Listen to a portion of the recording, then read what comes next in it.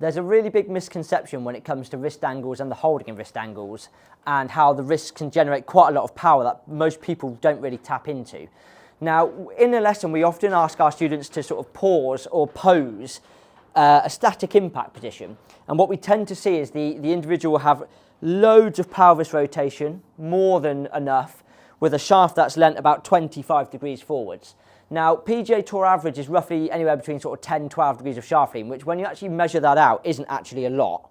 And also, in terms of the rotation of the pelvis, it only really points towards their big left toe, which is roughly about 45 degrees. But we often see people assuming that because they're professional, because they hit it so far, that there's loads and loads and loads of shaft lean, loads and loads and loads of rotation. So a couple of key checkpoints that we look for is just post-impact or just after impact. We can see on our gear system, if we put the shaft extension line down through the golf club, the shaft extension line points back through the sort of centre point of the golfer very, very quickly.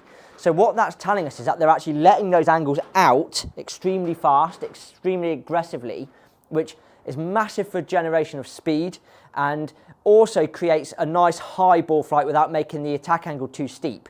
Another giveaway for us is when the hands get back to shoulder height on the follow through, the best players' left wrists are back into extension at this point and the butt end of the golf club is pointing down the target, where we tend to see someone holding angles, the left elbow collapses and gets very high, the butt end of the club sort of points back at them, they have no or little rotation of the club face, their closure rate is very, very low.